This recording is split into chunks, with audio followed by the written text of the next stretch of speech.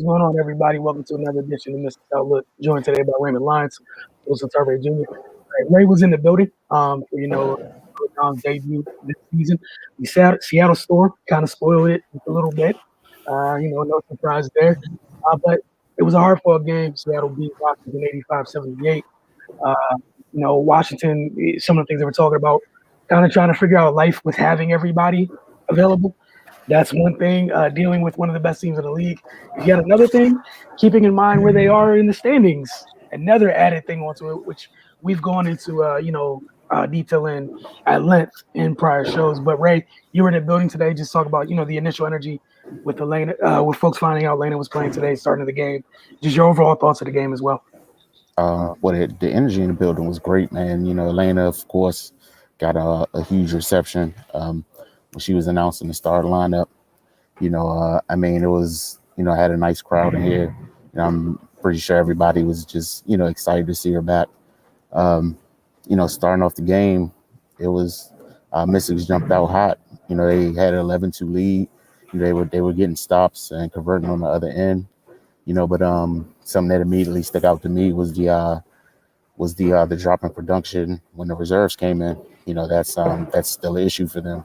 Their bench production is just not where it needs to be. Ezzy outscored the entire Mystics bench by herself. And that's you're not going to be able to compete against the better teams that way. The starters they hung in there and they hung tough, but when they can't play 40 minutes, especially Elena coming off her extended layoff. She played 22 minutes today, which was, she said it was kind of on target for what they wanted, but she was productive, 16 points, 3 rebounds. Natasha Cloud, she came out aggressive, which we talk about pretty often. It adds another dynamic to their offense, where she kind of comes out and press the issue a little bit and makes herself a threat. Just kind of opens things up for everybody else. That's that really to me was the deciding factor in the game. They gotta find something off the bench, to give their starters a rest. It did seem like it made a huge difference just to have that one extra body back. We're, of course, this is not MVP level Elena. She's got to ease all the way back into it, but she's still that's still a formidable piece to have. She looked good. I mean, she moved well. Of course, her lungs and her legs got to get back used to game speed, but she was effective. On Seattle side, at the end of the first half, I was kind of concerned because they were up 10, and then Seattle's big dogs weren't even the ones doing the damage. Katie Lou, Ezzy, and Mercedes Russell, they pretty much carried the load for them. And whenever you're in a situation like that where you're down 10, and then the opposing team, their main weapons aren't even the ones that are killing you, that's an issue for me, because I know at some point at least one of them is going to wake up, and then that's a whole nother thing you got to deal with. So that's kind of been the story since the second half of the season started. The Mystics, they've been containing the other team's stars in the first half, but in regards to the mean, man, eventually they're going to turn that corner, so it kind of defeats the purpose if you're containing the stars, but then the others kind of do you in. So yeah, man, it's another tough loss. That's 4 in a row. Even still in this state, because there it's not like major things they need to fix. It's just a couple of spurts in these games that they kind of, put the nails in the coffin for them. Like they chopped the lead down. They even took the lead by 1. Then got a couple turnovers that turned to quick points, and then you blink your eye and it's back up to 9. Little stuff like that. They can just avoid those minor pitfalls. I think they'll be in good shape. But yeah, that's up to them. I think they're capable. It's just going to take some mental toughness and fortitude to kind of get through those rough stretches. Yeah, and like you said, obviously we know what they got to work through, incorporating everybody back, integrating everybody back. I liked where they were defensively for most of this game. I just really felt like it was their turnovers. I think Coach said it. it felt like every single one of their turnovers was a live ball turnover, like every Right. single one of them. Sometimes when you have turnovers, all turnovers aren't equal. Some really, really hurt you, and some, it's okay. Not that any turnover is acceptable, but there's the ones that really bite you, and it felt like every single when they turned it over 14 times a night, which normal that's only like one outside of their normal range. They're not a team that turns it over too much, but it definitely felt like I think Seattle got 19 points off the 14 turnovers, which in a game like this was huge. I mean, honestly, it really hurt. And Seattle, if they're taking the ball at the basket, they're ready to run. If you turn it over, they're ready to run. They want to run no matter what's going on, no matter who's on the floor. And we saw too many of those little spurts. Like you mentioned, we saw Washington going like a 20-5 run. In the third into the beginning of the fourth, Seattle I think it was a couple sloppy possessions.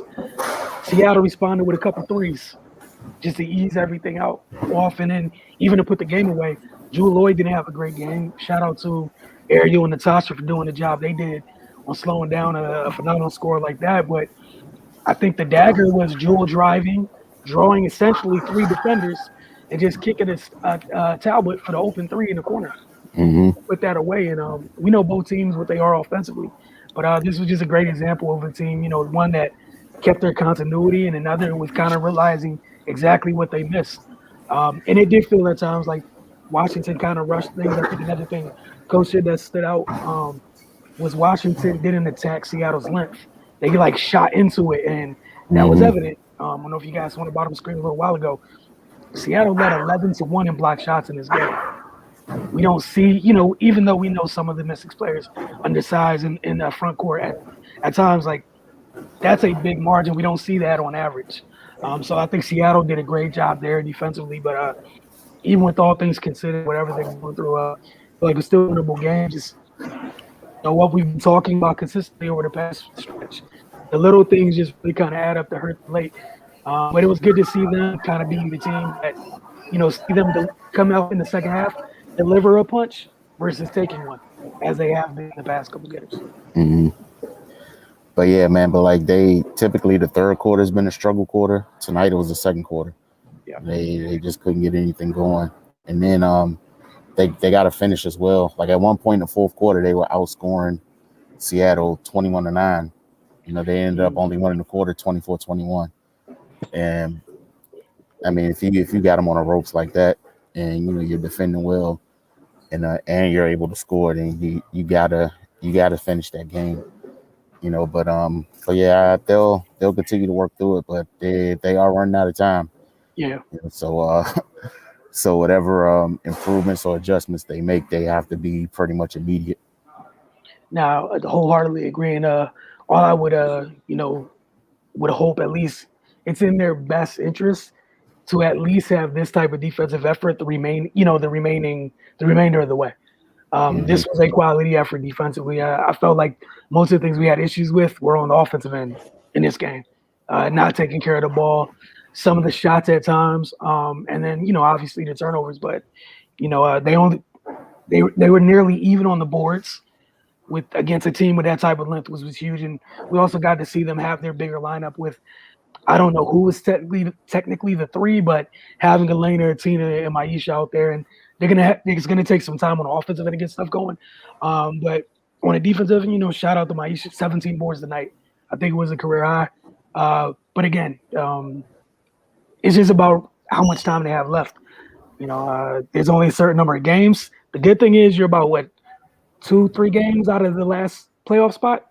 The other thing is, I think if you guys watch the broadcast, one of the graphics was they also have one of the stronger strength of schedules left. So the rest of the way is not easy by any means, but tough loss tonight. It's been a tough week. We told you guys what it was going to look like, how pivotal that opening stretch was going to be out the second half. Again, the good news here is you got 2 more home games this week. You got an opportunity to make up some ground. It's up to them what they do with it. You have anything else you wanted to add, Ray? No, I'm good. All right, man. I hope you enjoyed being back in the ESA. It's been a while. I know Washington's happy to be back. You guys have a great evening, and we'll see you guys soon.